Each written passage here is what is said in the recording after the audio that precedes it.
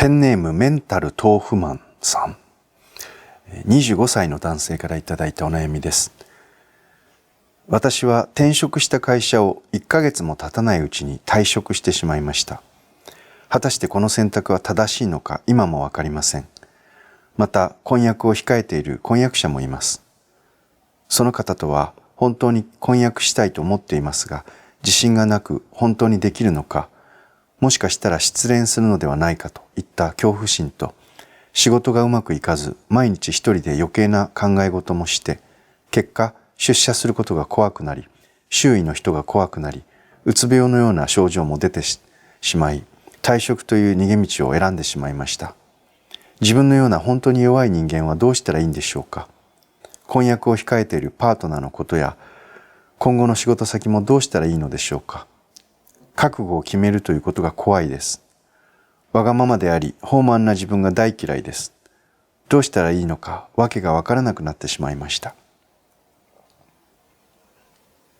出家という言葉があります。家出の反対ですね。出る家と書いて出家です。私の定義によれば、出家というのは、どこか山にこもって修行をするということでもなければ、ヒッピーのようにどこにも定住せずに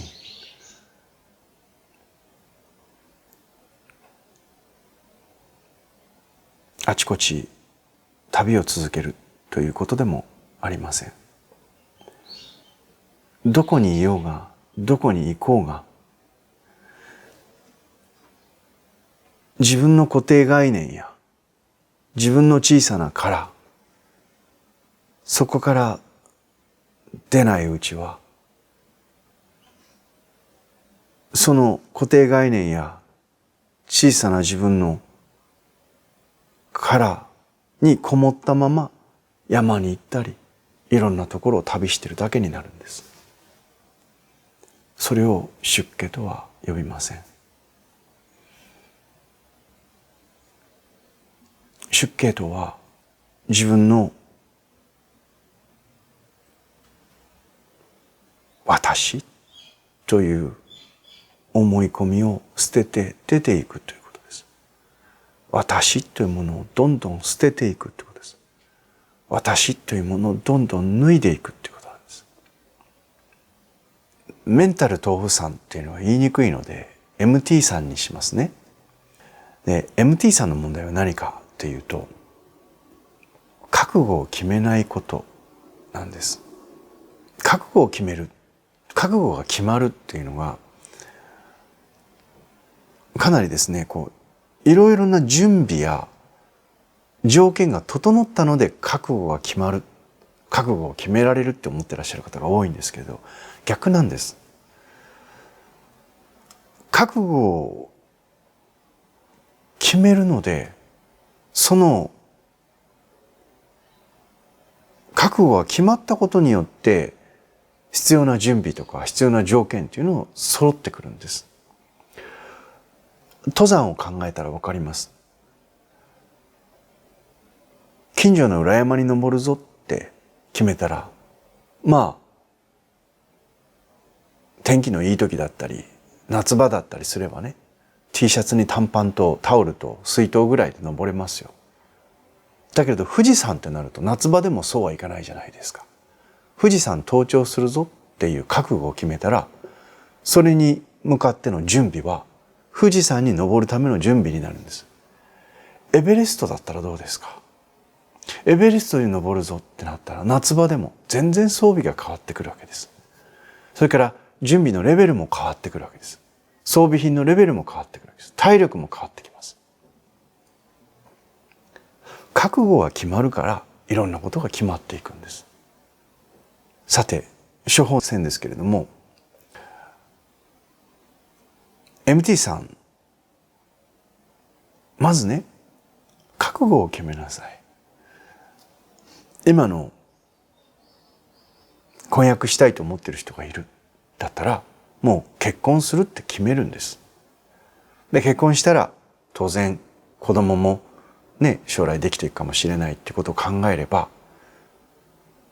奥さんが妊娠している間、奥さんはやっぱり働くことできませんので、その間もちゃんと家計を支えていくぞということが今度決まってきます。で、確かに結婚をするとかね、就職をするってものすごく覚悟のいることだと思います。けれども、覚悟を決めるから頑張れるんです。で、そのような人間にどうやったらなれるんですかと。覚悟を決められるような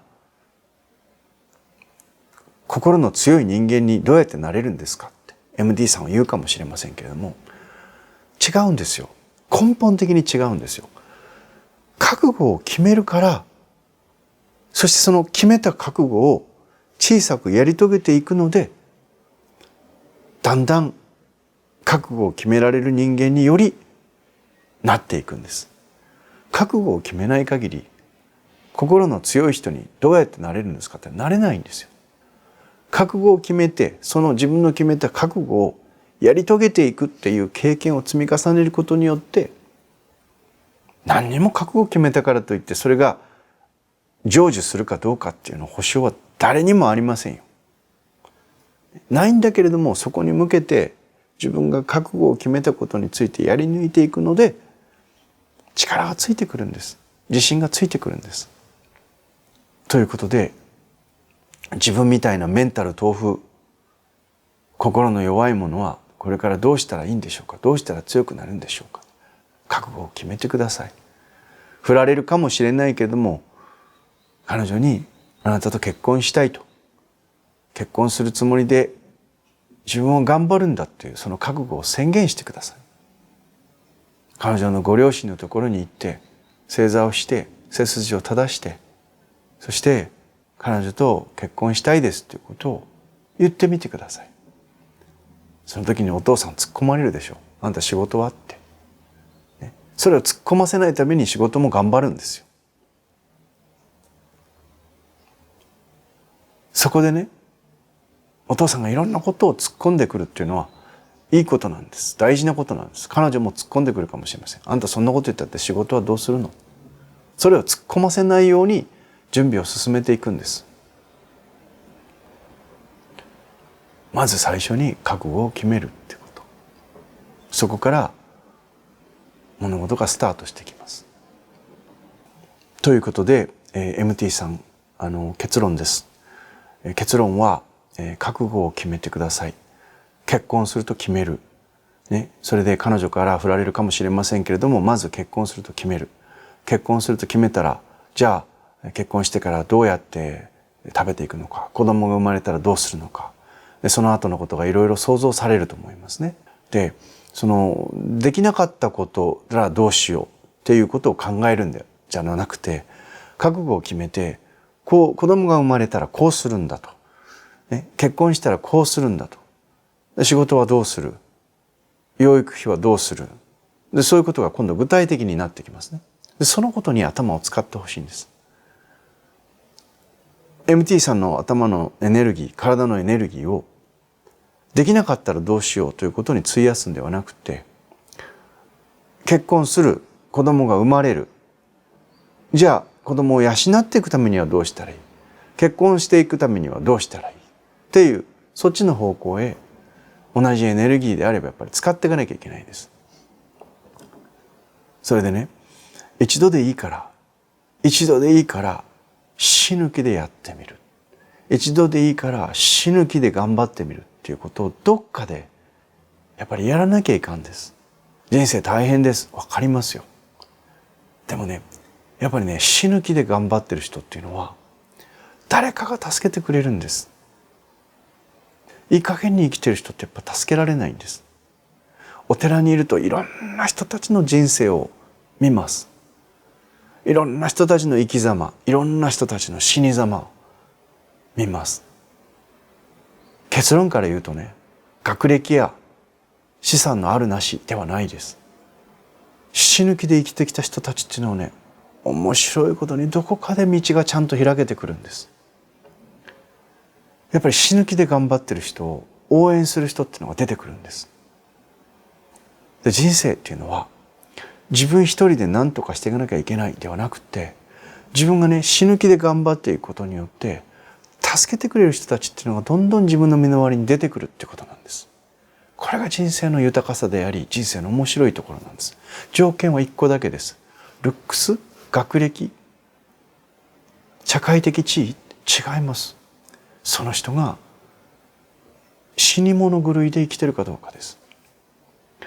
で、やっぱりそれをねちゃんと見逃さないで支えてくれるっていう人たちが必ずいるし、面白いことに世の中の突破口っていうのはそうやって開けてくるんです。ですから覚悟を持つっていうことはそういうことです。死ぬ気でこれをやり通す、死ぬ気でこれをやり通す、何の保証もない人生だからこそ自分がその言葉を吐ける人間、覚悟を持ってそれをやるというそのことを決めて、そのことを小さく成し遂げていく人間が信頼されるんです。